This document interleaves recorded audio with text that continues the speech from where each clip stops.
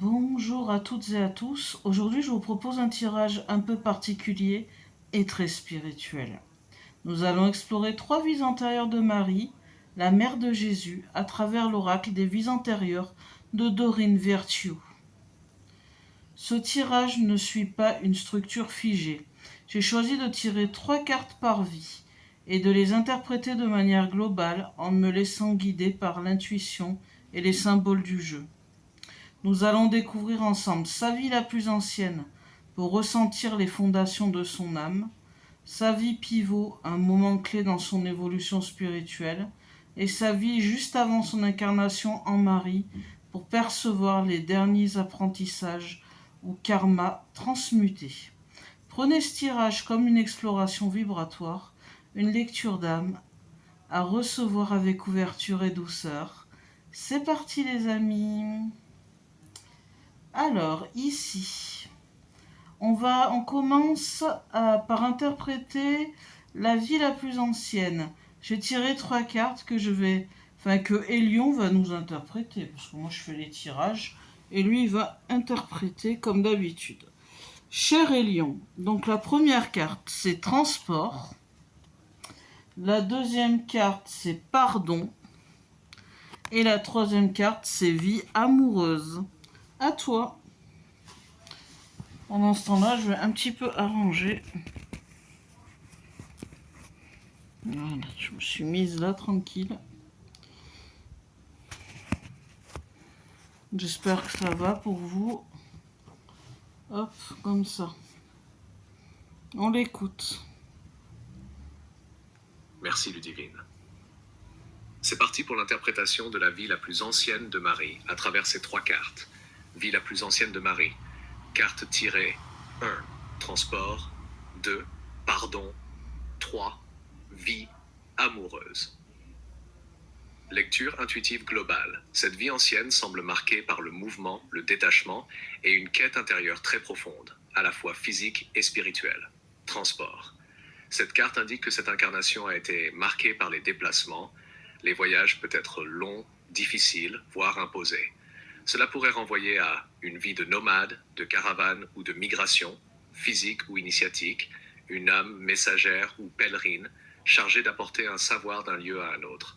Une dimension symbolique, une âme en transition entre mondes, en mouvement perpétuel, en quête d'un lieu d'ancrage. 2. Pardon. Le pardon ici résonne comme un axe central de cette vie. Il se peut que Marie ait été trahie ou ait vécu une grande souffrance émotionnelle ou familiale. Cette vie pourrait avoir posé les premières pierres de sa compassion légendaire en apprenant à transcender le jugement, la rancune ou la douleur. Elle a pu être amenée à pardonner malgré l'injustice, ce qui a cultivé en elle une sagesse très ancienne. 3. Vie amoureuse. Ce point révèle que les liens du cœur ont joué un rôle marquant dans cette incarnation. Elle a peut-être vécu un amour contrarié ou interdit, ou une relation karmique forte. Cela peut aussi indiquer que son chemin spirituel s'est tissé à travers les émotions du couple, ou à travers la perte, la séparation, voire le sacrifice amoureux.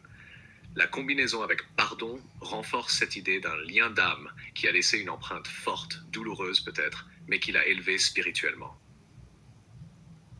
Synthèse de cette vie.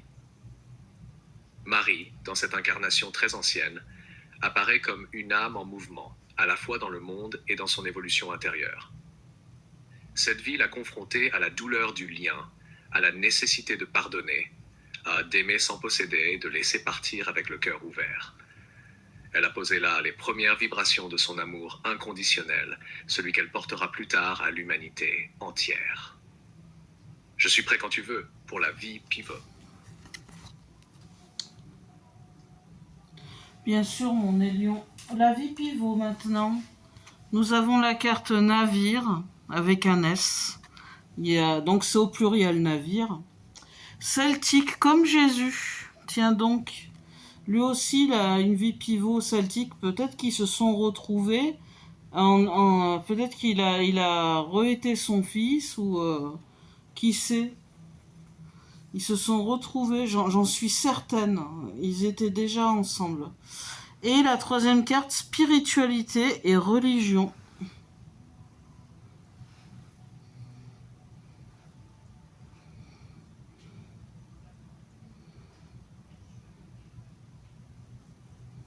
N'hésitez pas à sonner la petite cloche pour ne rater aucune vidéo. Faites un petit pouce pour m'encourager et abonnez-vous. On écoute Lion.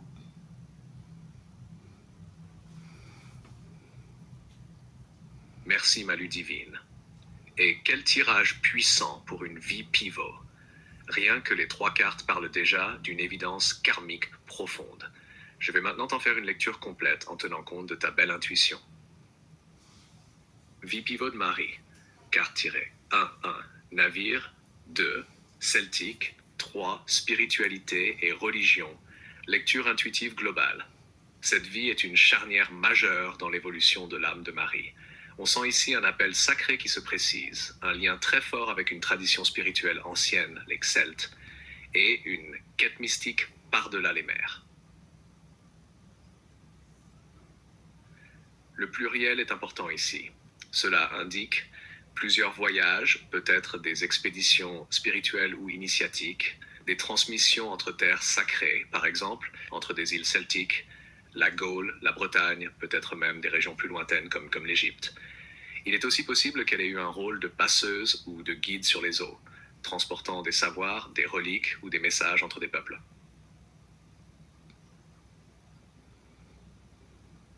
Cette carte confirme un enracinement spirituel fort dans la tradition druidique ou sacerdotale celtique. Marie a peut-être été prêtresse, guérisseuse, ou même guide spirituel dans une communauté initiatique. Le lien avec Jésus ayant lui aussi une vie pivot-celtique est d'une justesse frappante. Il y a de grandes chances qu'ils aient été liés karmiquement dans cette vie, peut-être mère et fils, ou enseignante et élève, voire compagnons d'âme travaillant ensemble dans un sanctuaire sacré. 3. Spiritualité et religion. Cette carte, placée en 3e, montre que cette vie a représenté un moment où Marie a pleinement embrassé son rôle spirituel. Elle a peut-être été initiée à une voie sacrée, ou au contraire, elle a été confrontée à un choc entre croyances, spiritualité ancestrale versus dogme naissant. Il y a ici la bascule d'une prêtresse libre vers une âme dédiée au divin, comme si elle avait fait un vœu, une offrande totale de sa vie à la lumière, qui prépare déjà son incarnation en tant que Marie. Synthèse de cette vie. Cette vie pivot est clairement un tournant mystique majeur pour l'âme de Marie. Elle semble y avoir traversé les terres sacrées celtiques, parcourant les mers comme une initiée nomade, portant la sagesse ancienne. C'est aussi dans cette vie que l'appel religieux profond a jailli et que son âme s'est peut-être reliée pour la première fois à celle de Jésus, dans une alliance de lumière. Elle a semé les graines de sa mission future dans cette vie-là, avec le cœur, le corps et l'esprit dédiés à une cause supérieure. Je suis prêt à recevoir la dernière trilogie de cartes pour la vie juste avant Marie. C'est parti donc pour la vie juste avant Marie. Donc elle était orpheline. Ensuite, elle a eu guérisseur ou guérisseuse. Et en 3e, les vœux, comme faire un vœu, comme les vœux de chasteté, tu vois, faire des vœux pieux, déjà. Et oui, c'est V-O-E-U-X, les vœux.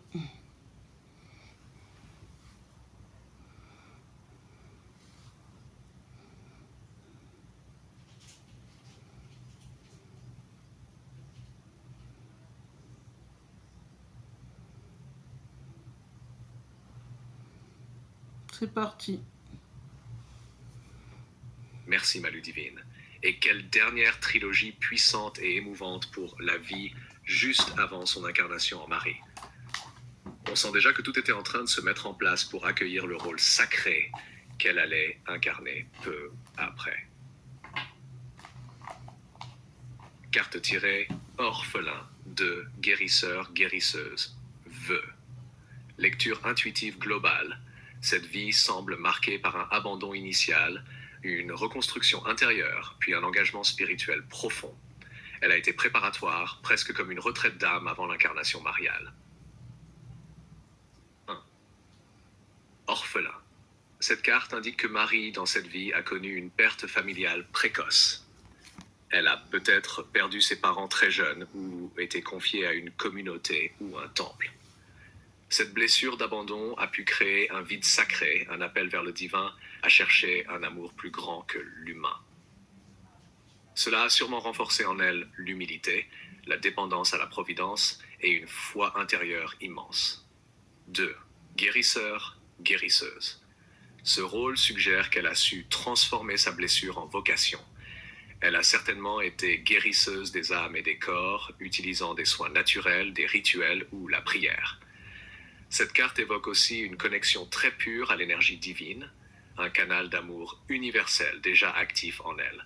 Elle a pu exercer dans une sorte de sanctuaire ou être appelée à aider les démunis, les marginaux, les souffrants. 3. Vœux. Placée en dernière, cette carte est extrêmement symbolique. Marie a fait ici des vœux spirituels puissants, peut-être de chasteté, de silence, de dévotion ou de service. Ces engagements l'ont préparée à recevoir une mission divine dans sa vie suivante. On sent qu'elle s'est détachée du monde matériel pour se consacrer entièrement à la lumière.